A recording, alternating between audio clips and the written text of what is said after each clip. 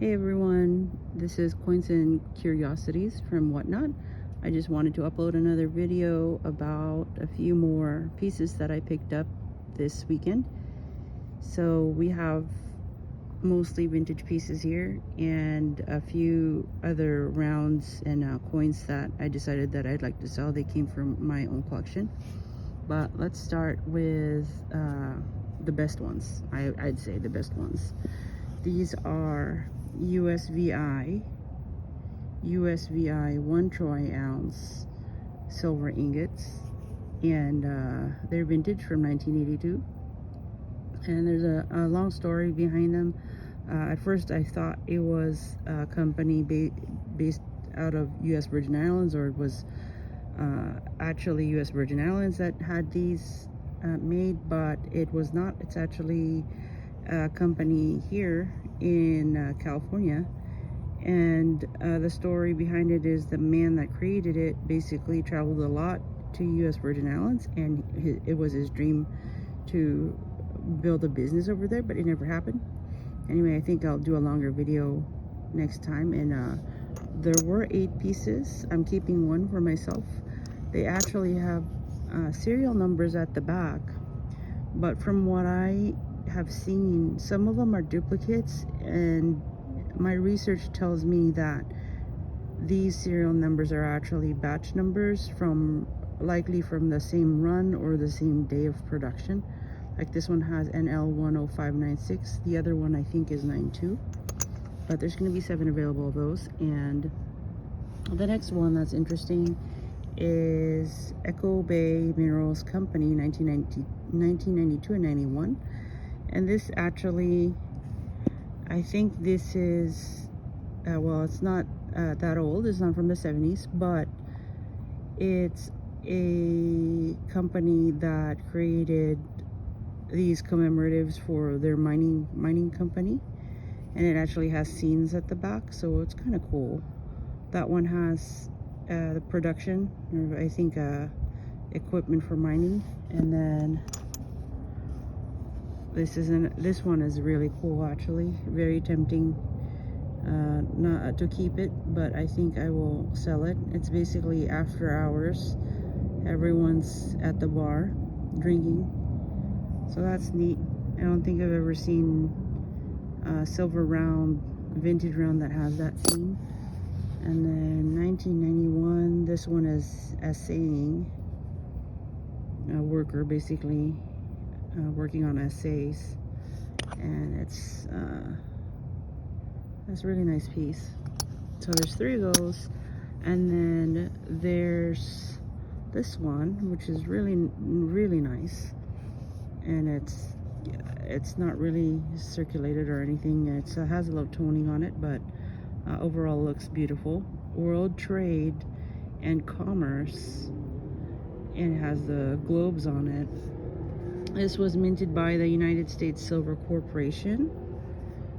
And it's funny how these companies kind of try to make what their products look official, like it was from the government, like the government made them, but it was not. It was another private company, I think another California private company. So, but it was a trend to try to create something that was American, because before 1986 there were no government minted silver bullion. So the first silver eagle was produced in 1986. So that's why there's so many of these World Trade silver, vintage silver rounds. But this is another beautiful example that I've never seen before. And here's a circulated piece, has some toning to it, but it has this beautiful classic eagle that we all know. And this was made by Southeast Refining in Florida, and Panama City. I actually have different Panama City rounds that were given to my husband, but those are not for sale. Anyway, that's how I discovered Panama City, Florida. The design's different. They don't have scales at all, but this one has it. And again, it's with that trend of creating silver pieces with the scales. I'm sorry, I'm outside, so if there's a bug that lands on my hand, please excuse that bug. It wasn't invited. Anyway, another vintage piece over here, and let's see. This one I think is from 2000s, and this was produced by Rust Rare Coin, 1 ounce. And this one, I think maybe I should just make a longer video, but it's basically it was basically a Ponzi scheme. And my speculation is maybe they started official, but they really wanted to, it was like an investment company basically, and a lot of the victims were LDS, not LSD, Latter-day Saints, the Mormons. And they basically entrusted their money in this company, and the company was supposed to have physical bullion, and they were supposed to store it away in, I think, in 3 places, one of which is supposed to be LA, and they basically didn't. And I think they were ordered to pay 30 million back in restitution.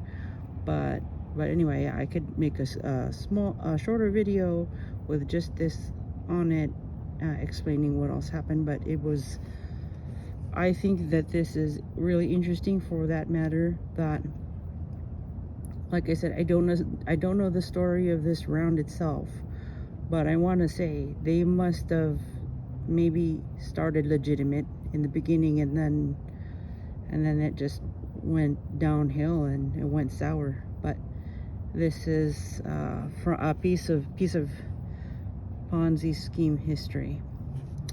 And I have a Johnson Matthey bar here that's nicely toned.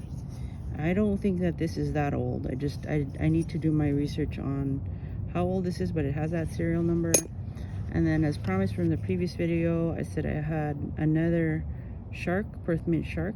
So here's the extra great white shark that I had, and a Year of the Monkey Perth Mint 2016 half ounce. So there you have it, guys. I am gonna have these coins. I'm still thinking about this one. I might keep this, but I'm still thinking about that one. But all of these are going to be on sale on August 29th, my show on Whatnot. Again, this is Coins and Curiosities. Thank you guys. Have a great night.